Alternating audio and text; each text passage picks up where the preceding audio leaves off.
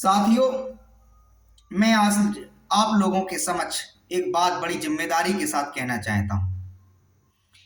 जिम्मेदारी के साथ जो बात कहना देना चाहता हूं वो कुछ लोगों को बुरी लग सकती है। इस देश के अंदर जब तक सेबी जैसी संस्थाएं हैं, इस देश में बेरोजगार लोग सड़कों पर घूमते रहेंगे, उद्योग बर्बाद होते रहेंगे और लोगों की खून पसीने की गाड़ी कमाई इसी तरीके से डूबती रहेगी। आज सहारा इंडिया का मुद्दा भले ही चर्चा का विषय हो, सहारा का निवेशक भले ही सहारा के चीफ डायरेक्टर, प्रमोटर, चेयरमैन, प्रबंधन कार्यकर्ता सुब्रत राय सहारा को उनकी मृत्यु के बाद भी गाली दे रहा हो, लेकिन इसके साथ ही गाली मिलना इस देश की एजेंसी सेबी को भी लोगों ने प्रारंभ कर दिया है। सेबी आज सहारा समूह के निवेशकों का 25,000 करोड़ रुपए दबाए हुए बैठा है और पैसे की डिमांड आज भी की जा रही है। सहारा समूह से डिमांड पैसे की जा रही है, लेकिन सहारा समूह की संपत्तियां हैं सेबी बेचने में असफल है, अटैच करने में असफल है। इसके अलावा सेबी सहारा के निवेशकों को खोजने में भी असफल है। इसके बाद एक कुतर्कों से भरी हुई बात आज के समाचार पत्रों में छापी गई कि जो सहारा सेबी रिफंड अकाउंट है, इसको गवर्नमेंट अपने कब्जे में ले सकती है, इससे वेलफेयर फंड में डाला जा सकता है। हमारे आपकी खून पसीने की कमाई पे सरकार अपना एहसान लादना चाहती है। हास्यास्पद बात और देखिए साथियों, सहारा का मामला ये एकमात्र सेबी के साथ विवादित नहीं है, इसके पूर्व में कई मामले हैं। आप लोगों ने सुना होगा पल्स ग्रुप, जिसका चीफ बताया जाता है निर्मल सिंह भंगू। पल्स ग्रुप के साथ भी यही हुआ। पल्स ग्रुप का साम्राज्य 1 लाख करोड़ रुपए से अधिक का बताया जाता है। पूरे हिंदुस्तान के अंदर बड़ी बड़ी प्रॉपर्टियां पल्स ग्रुप के पास थी। और पल्स ग्रुप का हास्यास्पद क्या हुआ, आज भी लोगों के भुगतान नहीं मिले। समूह की संपत्तियां, पल्स की सारी व्यवस्थाएं सेबी के पास होते हुए भी आज ना जाने कितने लोग काल के ग्रास में चले गए, लेकिन इस देश की रहमो करम सरकार का अपने देश की जनता पर दिल नहीं पसीजा, रहम नहीं आया। मैं आज एक बात बड़े खुले मन से रखना चाहता हूं। इस देश में कोई भी उद्योगपति खुले स्वतंत्र रूप से उद्योग नहीं कर सकता। इस देश के अंदर जो व्यवस्थाएं होनी चाहिए वो इस देश का दुर्भाग्य समझ लीजिए या करप्शन समझ लीजिए, अफसरशाही समझ लीजिए, नेताशाही समझ लीजिए, लेकिन वो व्यवस्थाएं इस देश ने लागू नहीं कर पाई। वरना सुब्रत राय जैसे इतने गुणों से भरे हुए व्यक्ति, लोग 2 लोगों को रोजगार नहीं दे पाते हैं, जिस व्यक्ति ने रिकॉर्ड स्थापित कर दिया रोजगार देने का, साम्राज्य खड़ा करने का, 2,000 रुपए से अपने आप को उठाकर 2.5 लाख करोड़ रुपए का साम्राज्य जिसने खड़ा कर दिया, उसके पास निश्चित ही उससे बहुत कुछ सीखने को मिल सकता है। उस जैसे इस देश में अगर कुछ लोग बनना भी चाहें या उस जैसे व्यक्ति के नक्शे कदम पर कुछ लोग उद्योग चलाना चाहें, तो इस देश में अपना व्यापार नहीं चला सकते। मैंने जहां तक समझा है, 1978 से सहारा इंडिया की स्थापना बताई जाती है, शुरुआत बताया जाता है, प्रारंभ बताया जाता है, लेकिन 1978 से मैं पाता हूं सहारा के खिलाफ 2015 तक इस देश की जनता, इस देश की निवेशक नहीं थी। भली भांति सहारा के वित्तीय संस्थान, वित्तीय कार्यालय कारोबार कर रहे थे, लोगों को भुगतान भी प्राप्त हो रहा था, लोग वहां नया पैसा डिपॉजिट भी करवा रहे हैं। असल समस्या आई 2015 के बाद। 7-8 वर्षों में सहारा इंडिया परिवार, सुब्रत राय इस कदर बदनाम हुए कि पूरी दुनिया में जग हंसाई हो गई। लेकिन इस देश के विद्वानों ने, समीक्षकों ने इस बात को भुला दिया। क्या पिछले 35 वर्षों तक, पिछले 40 वर्षों तक सहारा इंडिया ने इस देश की सेवा नहीं की, इस देश के लोगों का भुगतान नहीं किया है? साथियों, इसके अलावा इस बात को भी भुलाया गया कि सेबी के पास जो पैसा पड़ा है, सेबी का उस पर क्या अधिकार है, क्या अधिकार है? इसके अलावा लोगों ने एक समीक्षा और नहीं की है। समीक्षा यह भी नहीं की है कि जब लायबिलिटी कम हो और संपत्तियां अधिक हो तो फिर लोगों को क्यों आत्महत्याएं करनी पड़ रही हैं, को क्यों अपनी मेहनत की गाड़ी कमाई को प्राप्त करने के लिए दर दर भटकना पड़ रहा है? क्या इस देश में इतनी मानवता नहीं बची है? क्या इस देश में इतनी इंसानियत नहीं बची है कि गरीब व्यक्तियों के लिए मददगार साबित हो सके, मध्यम वर्गीय लोगों के लिए मददगार साबित हो सके? सहारा इंडिया समूह के पास इतनी संपत्तियां होते हुए भी देश के टॉप 1000 ही लोग, बहुत ज्यादा व्यक्तियों की मैं बात नहीं करूंगा, हम तो कहते हैं 2004-5 में जो सुशांत राय और जो भी सुब्रत राय के बेटे दोनों थे, सीमांत राय, इन दोनों की शादियों में इस देश के 11,000 लोगों को, मेहमानों को बुलाया गया था। वो 11,000 मेहमान हम आप नहीं थे, मध्यम वर्गीय लोग नहीं थे। वो 11,000 परिवार थे, जो मेहमान थे वो वीआईपी थे, वो वीआईपी नेता लोग थे, वो बॉलीवुड के लोग थे, वो हॉलीवुड के लोग थे, वो विदेशों से थे, वो उद्योगपति लोग थे, वो सिनेमा के लोग थे, वो कोई गरीब मध्यम वर्गीय परिवारों के व्यक्ति नहीं थे। क्या वो 11,000 मेहमान जो आए थे, यदि उनके अंदर एक ललक हो इस देश के लोगों की सेवा करने की, इस देश के लोगों की व्यवस्था सुधारने की, क्या वो एमबी वैली जिसको दुनिया में कहते हैं कोई खरीद नहीं सका, सहारा समूह ने भी बेचने का प्रयास किया सुप्रीम कोर्ट के निर्देश पर, न्यूनतम बोली शायद उसकी 39,000 करोड़ रुपए रखी गई थी, लेकिन माना जाता है एमबी वैली जो है, सहारा समूह का दावा है 1 लाख करोड़ रुपए की है। सेबी भी जिसको नहीं बेच सका, मुंबई हाईकोर्ट के कुछ लोगों को जिम्मेदारी सौंपी गई, इसके बावजूद भी उसकी नीलामी नहीं हो सकी और पुनः उसका शासन सहारा के हाथों में सौंप दिया गया। तो जो एमबी वैली 1 लाख करोड़ रुपए की बताई जाती है कि 11,000 लोग मिलकर, जो टॉप वीआईपी मेहमान जो सहारा श्री के बेटों की शादी में हुआ करते थे, क्या वे वहां इन्वेस्टमेंट करके सेबी को जवाब नहीं दे सकते हैं? जो सेबी पैसा मांग रहा है, सेबी का मुंह भर दे, उससे निवेशकों का भी भला हो जाए। तो कहने का मतलब यह है, जहां तक मुझे अब यह बात ऐसा महसूस होने लगी है, लगने लगा है, जो सुब्रत राय शिकार हुए वो ईर्ष्या के शिकार हुए, लोगों की जलन के शिकार हुए, दोष के शिकार हुए। सुब्रत राय की निजी भावना बेईमानी करने की नहीं होगी, ऐसा मुझे इसलिए लगता है क्योंकि उस व्यक्ति ने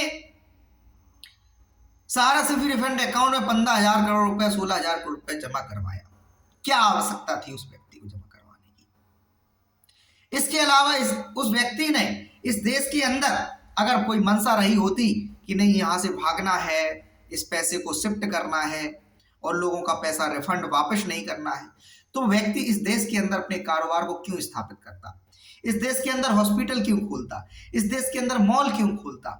इस देश के अंदर अपने प्रोडक्ट को क्यों लॉन्च करता? जितना भी दिखावा करना होता, दिखावा करने के अलावा जो भी पैसा आता उसको विदेशों में शिफ्ट कर देता, विदेशों में कारोबार करता। तो साथियों, सरकार की मंशा पर आज सवाल खड़े करने की आवश्यकता आ पड़ी है। पैसा कहते हैं कि माई बाप नहीं होता, लेकिन पैसा माई बाप से कम भी नहीं होता है, और खास करके उन परिवारों के लिए जिन्होंने उस पैसे को 10-10, 5-5 रुपए करके बचाया हो और सपने देखे हो कि हम इस पैसे से अपने बेटे को पढ़ाएंगे, उसको जज बनाएंगे, उसको डॉक्टर बनाएंगे, उसको वकील बनाएंगे। ऐसे सपनों का क्या होगा जो उन सपनों के सहारे इस देश को प्रगति देते, इस देश को टैक्स के रूप में आय प्राप्त करवाते। साथियों, आजकल सोशल मीडिया पर बहस छिड़ी हुई है। तमाम सारे लोग अचानक से आते हैं और सहारा इंडिया समूह के बारे में अनाप शनाप बातें करने लगे। मैं भी पीड़ित व्यक्ति हूं। मैंने अपनी जिंदगी में शायद बहुत कुछ खो दिया सहारा समूह के अंदर इन्वेस्टमेंट करके। लेकिन जब मैं एनालिसिस करता हूं, गहराई में इस बात को उतारता हूं कि सहारा समूह के लोगों की कितनी गलती, इसमें कोई शक वाली बात नहीं है। निश्चित झोलझाम था वहां, लेकिन मैं यहां एक बात को रखना चाहता हूं, एक तर्क देना चाहता हूं।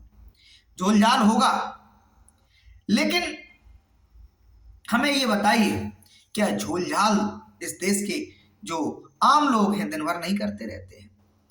क्या यदि सभी के साथ इस प्रकार का व्यवहार कर दिया जाए, यदि पूर्ण तरीके से जिस प्रकार के कानून का सऊदी अरबिया वाला कानून यदि लागू कर दिया जाए, तो नागरिकों की क्या हालत होगी, बद से बदतर हो जाएगी। और खासकर उद्योग जो होते हैं, उद्योगपति कोई ऐसे तो होते नहीं है कि एलएलबी करके एलएलएम करके वो अपने उद्योग चला रहे हो। बस उनको पता होता है कि उद्योग चलाने के लिए यहां से लाइसेंस ले ले, अपना कारोबार स्टार्ट कर दें। पूरा एक्ट कोई नहीं पढ़ता है। जो कानून होता है, तमाम सारे इस देश के अंदर हजारों की संख्या में कानून बने, हजारों की संख्या में, क्या सभी का जनता पालन कर पाएगी? तो ऐसे में सरकार बीच का रास्ता निकालती है, निकालना चाहिए। तमाम सारी एजेंसियां निकालती हैं। छोटे से उदाहरण के तौर पे दें, यदि किसी चौराहे पे ट्रैफिक पुलिस वाले चालान के लिए खड़े होते हैं, लोगों की वाहनों की कागजात की जांच करने के लिए, जब सुबह से जांच स्टार्ट करते हैं और दिन भर में जब वो देखते हैं, क्या आप नहीं मानते हैं कि एक चौराहे पर यदि दिन भर में 1000 वाहन निकले तो उसमें से अधिकांश जो लोग होते हैं उनको वो लोग छोड़ देंगे, क्योंकि वो भी जानते हैं सारे नियमों की पालना करना थोड़ा कठिन काम है। हालांकि कानून नियम बनाए इसीलिए जाते हैं क्योंकि उसकी गाइडलाइन के तहत लोग काम करें, लेकिन फिर भी ये चीजें संभव नहीं हो जाती। कोई भगवान के बनाए हुए तो ये कानून है नहीं जिनको तोड़ा ना जा सके, या जिनको पालन कराने के लिए बिल्कुल इंसान को फांसी के तख्त पर चढ़ा दिया जाए। कोई भी कानून और नागरिकों के हितों की सुरक्षा के लिए होना चाहिए, और होता ही है। मैं कहूंगा सेबी के द्वारा जो सहारा समूह पर कार्रवाई की गई, 13 लाख लोगों का रोजगार छीन ले गई। कहते हैं कि 4000 लोगों को काल के ग्रास में चला गए। और सबसे बड़ी बात यह है आश्चर्य की कि सहारा समूह के द्वारा बयान दिया गया, सहकारिता मंत्रालय द्वारा बताया गया कि निवेशकों से सहारा की सोसाइटियों ने 86,000 करोड़ रुपए उठाए। उसमें से एक बड़ी धनराशि 62,000 करोड़ रुपया एमबी वैली जो टाउनशिप है, सहारा की लग्जरी योजना महाराष्ट्र के लोनावाला में, वहां इन्वेस्ट कर दिया। तो क्या ये मल्टी स्टेट सोसाइटी एक्ट 2002 की अवहेलना नहीं है? हमारे सेंट्रल रजिस्ट्रार जिन्होंने सोसाइटियों को मान्यता दी, पंजीकरण दिया, क्या थे? उनके ऑडिटर क्या कर रहे थे जब वो पैसे को वहां शिफ्ट कर रहे थे? इसके अलावा सवाल यह भी होना चाहिए कि 2004 या 5 की योजना शायद एमबी वैली है। इसके बाद जो सोसाइटियां ने इस देश की जनता से जो पैसा कलेक्ट किया, वो 2010 के बाद कलेक्ट किया, सहारा समूह की जो सोसाइटियां हैं। तो एमबी वैली पुरानी योजना होते हुए भी वहां पैसा कैसे शिफ्ट हो गया? तो इससे इस बात को स्पष्ट किया जा सकता है कि एमबी वैली जो योजना है वो पुरानी है, और सहारा एक स्कीम से दूसरी स्कीम, दूसरी स्कीम से तीसरी स्कीम ये करता आया है। इस बात को सेबी को समझना चाहिए और स्वीकार कर लेना चाहिए। अन्यथा सेबी लगातार ये तर्क क्यों दे रहा है कि मात्र 138 करोड़ रुपए हमने भुगतान किए हैं, सहारा के 47,000 खातों का हमने भुगतान किया है, और आवेदन लोगों ने सहारा सेबी के समझ जाकर किया ही नहीं। तो अगर सेबी को ऐसा लगता है कि नहीं, निवेशक नहीं है, तो ये पैसा सहारा समूह को रिटर्न कर देना चाहिए था। अब सवाल उठता है कि सेबी क्यों इस पैसे को भी वापस करती है? तो मैं सवाल उठाता हूं कि यहां सेबी का क्या काम है? इनकम टैक्स विभाग वालों का काम, वो जांच करते ये ब्लैक मनी है। तो कहीं ना कहीं इस देश में लोगों के लिए रहने के लिए, जीवन जीने के लिए, सुविधाओं को प्राप्त करने के लिए एक बहुत सुदृढ़ सिस्टम की जरूरत है। इस देश को फिर से एक गांधी जैसे महान संत की जरूरत है, जो तमाम दुराचारों पर, तमाम कुप्रथाओं पर, तमाम ऐसे कानूनों पर प्रतिबंध लगाए जो इस देश के नागरिकों के जीवन के साथ खिलवाड़ करते हैं, जिस देश के नागरिकों के हितों की सुरक्षा नहीं करते हो। साथियों, सवाल उठाना इसलिए जरूरी हो गया है क्योंकि आज सहारा के बारे में अनाप शनाप बातें कही जा रही हैं। सेबी पर कोई प्रश्न नहीं, सब लोग, तमाम सारे लोग खड़े कर रहे हैं। हालांकि बहुत सारे लोगों को जिनको डीपली जानकारी है सहारा समूह के बारे में, वो सेबी पर सवाल उठाना प्रारंभ कर चुके हैं। हमारे आपके पैसे पर सेबी का क्या अधिकार है? इसी सवाल के साथ मैं आप लोगों से कहता हूं, सेबी के द्वारा जो भी ईमेल हो गूगल जाके चेक कर लीजिए। सेबी के द्वारा जो भी टोल फ्री नंबर दिए गए हों जाकर गूगल पे चेक कर लीजिए। उन पे जाकर मेल डालिए, उन पे जाकर कॉल कीजिए कि सहारा समूह का जो मैं निवेशक हूं, इस पैसे को सेबी हमें रिटर्न करे। और सरकार के मंत्रालयों को, हम तो कहते हैं प्रधानमंत्री कार्यालय को लगातार अवगत कराइए कि बहुत बड़ा मामला इस देश में ऐसा है सहारा समूह का, जिसके निवेशकों का भुगतान होना अति आवश्यक है, तत्काल आवश्यकता है। इसमें सरकार कोई डोनेट करे, कोई फंड नियुक्त करे, और मल्टी स्टेट सोसाइटी एक्ट में ऐसा प्रावधान भी है, सरकार वहां इन्वेस्टमेंट कर सकती है, करवा सकती है। तो सहारा समूह के निवेशकों को हितों को सर्वोपरि रखते हुए बाकी सारी चीजें बाद में देखी जाए, निवेशकों की सुरक्षा सर्वप्रथम देखी जानी चाहिए, उनका भुगतान उन तक पहुंचना चाहिए, हर हाल में पहुंचना चाहिए, किसी भी सूरत में पहुंचना चाहिए। यहाँ कोई सरकार के लिए कोई घाटे का सौदा नहीं है निवेशकों का भुगतान देना, यहाँ फायदे ही फायदे का सौदा है। सरकार के बोर्ड बन रहे हैं और जो पैसा जब लोगों के पास जाएगा, मार्केट में जाएगा, मार्केट में एक कहते हैं कि जो बहुलता छाएगी, क्योंकि जब पैसा आएगा लोग खर्च करेंगे, सरकार के पास जीएसटी जाएगा, टैक्स के रूप में सरकार कमाएगी। तो इसलिए इस मामले में सरकार को देरी नहीं करना चाहिए।